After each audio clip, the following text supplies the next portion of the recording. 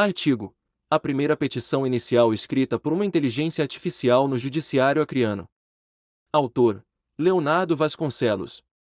O que vou compartilhar aqui é somente a ponta de algo enorme que está por vir, na realidade, que já virou a curva da esquina.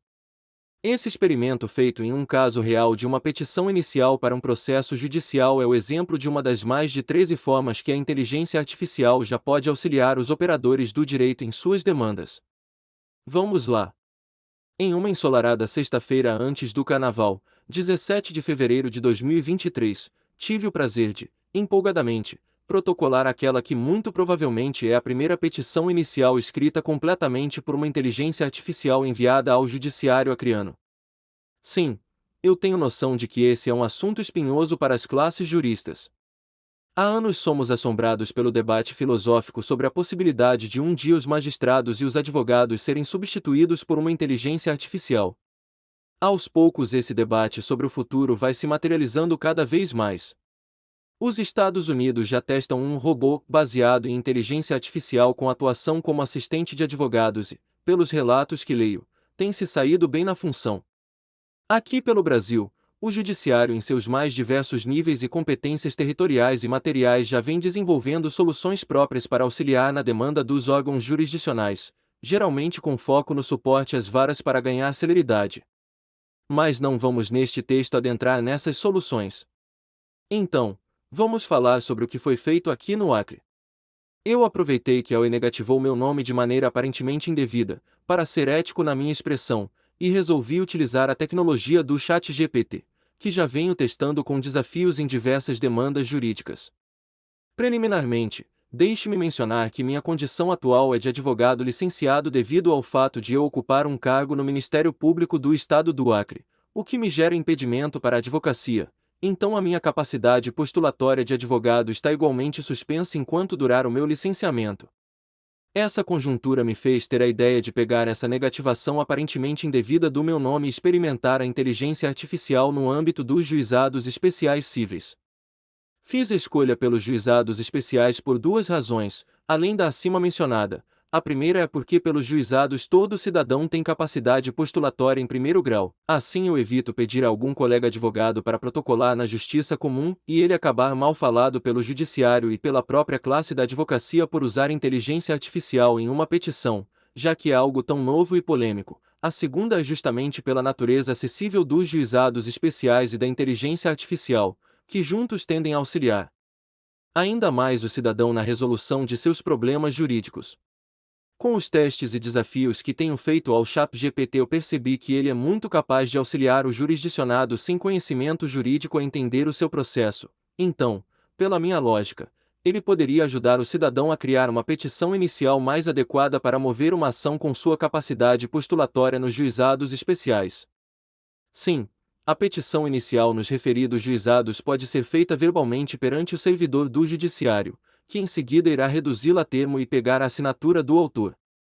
Mas, por que não dar ainda mais poder e liberdade de atuação ao jurisdicionado, colocando ao seu alcance uma atuação ainda mais técnica de maneira que ele compreenda e esteja no controle? Ou seja, os juizados especiais são um dos dois ambientes perfeitos para a aplicação inicial da inteligência artificial como forma de suporte ao cidadão. O outro seria a Justiça do Trabalho por possuir características em comum. Mas como eu fiz isso? Não foi nada difícil. Eu escrevi um texto de 10 linhas, que fiz constar ao final deste artigo, relatando o meu problema com a UE me esforçando para escrever como alguém que não tem conhecimento jurídico, ou seja, não informei nenhum dispositivo legal, nenhum artigo, nenhuma lei e não mencionei nenhum direito. Apenas coloquei os fatos de maneira resumida. Juntamente aos fatos, passei instruções, pedindo obviamente que ela escrevesse uma petição inicial para o Juizado Especial de Rio Branco e pedi que ela colocasse alguns artigos de lei, a serem definidos por ela mesma, que falem sobre o caso ocorrido. Informei que eu iria entrar sem intermédio de advogado e que não conheço os dados da UE para colocar no processo exceto pelo CNPJ, pois consta no print da restrição junto ao Serasa solicitando que ela pedisse ao Judiciário para encontrar esses dados. Por fim, passei meus dados pessoais. O ChatGPT escreveu a petição para mim em menos de 2 minutos, seguindo toda a estrutura comum de uma peça inicial, inseriu os dispositivos legais pertinentes sobre o caso, fazendo relação com o Código de Defesa do Consumidor e com a Lei Geral de Proteção de Dados Pessoais. Reforço que eu não mencionei essas legislações nas minhas instruções, bem como criou pedidos coerentes com o caso. Eu apenas havia mencionado o pedido de R$ 10.000 por danos morais. O que pude perceber. Repito, a minha intenção não era somente resolver o meu problema jurídico com a Oi, mas aproveitar essa situação para ver como a inteligência artificial no estado atual da arte se comportaria em um trabalho como esse. Também estou analisando como o judiciário irá receber e tratar uma petição inicial escrita por uma inteligência não humana.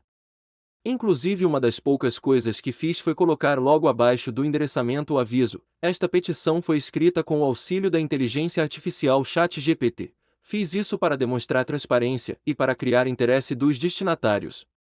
Aproveitando que mencionei uma intervenção minha na petição, preciso mencionar os entraves que encontrei. O primeiro, por se tratar de uma inteligência artificial com grande foco no conteúdo semântico, a cada pedido, por mais que se repita exatamente o mesmo, ela escreverá de uma maneira diferente. Mas, nesse caso, o usuário pode realizar algumas vezes o mesmo pedido e ver a redação que mais lhe agrada. Também é possível, após ela entregar uma redação como resposta, pedir, em continuidade no mesmo chat, que ela mantenha a redação mais acrescente, retire ou altere algo.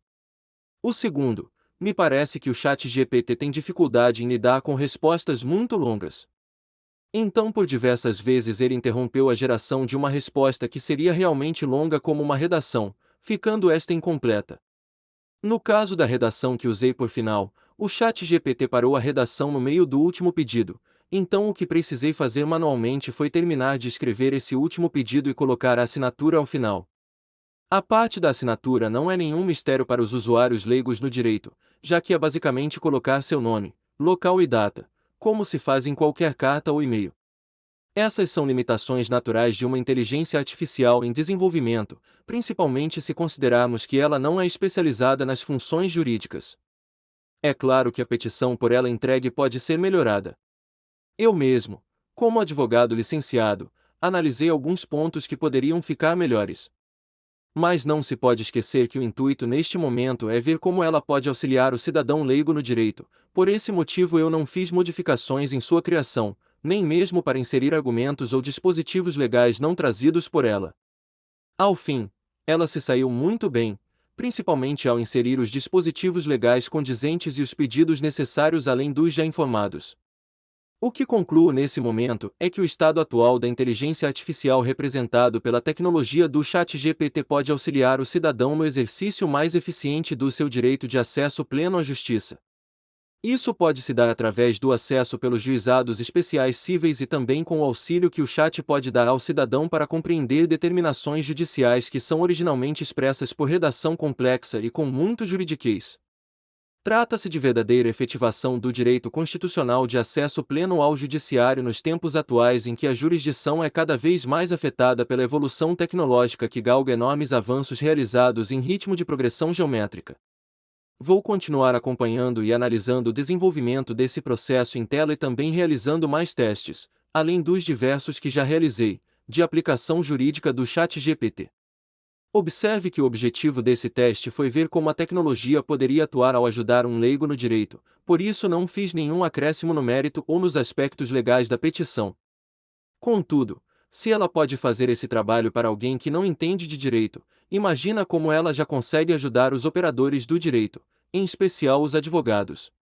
Acesse o artigo escrito no site da Capital Jurídico, www.revistacapitaljurídico.com.br, e leia na íntegra as instruções inseridas no ChatGPT e a petição entregue pela inteligência artificial.